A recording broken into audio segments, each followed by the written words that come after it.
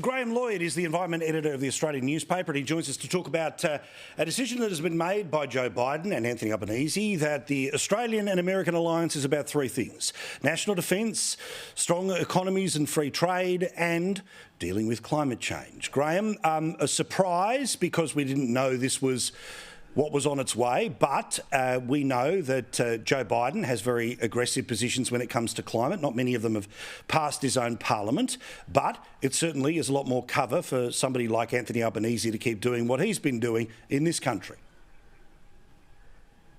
Yes, good evening, Paul. Well, quite a dramatic development, and it all falls under what is called the Inflation Reduction Act. And there's really only two things you need to know about this act. One is that it's got very little to do with reducing inflation. It's really about giving money to support projects that the Biden administration supports.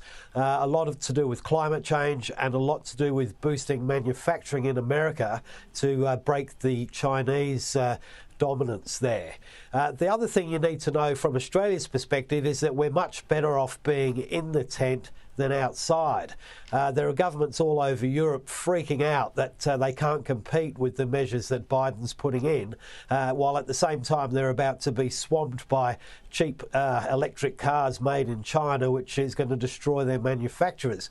So this deal has huge significance on two levels. One is it gives Australia access to the US market, but the other thing is that it really sets Australia as part of the big plan to break China's dominance in the supply of strategic metals and minerals, and could see a flood of investment here, heavily backed by the US government.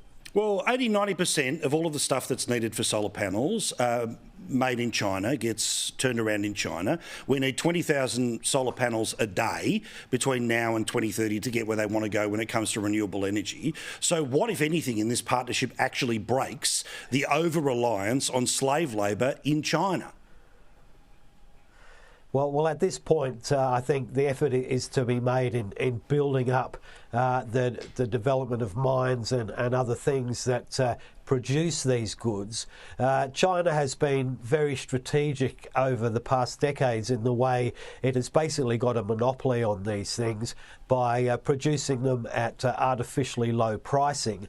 And the concern is that the West is particularly vulnerable to supplies of these things being turned off. If you like, the sort of free world is looking to turn away from China, be more self-sufficient, and the opportunity for Australia is to repeat the experience, say, in the iron ore industry with Japan, where sort of there was a bilateral agreement to really invest and build up these industries that are going to be needed for the future.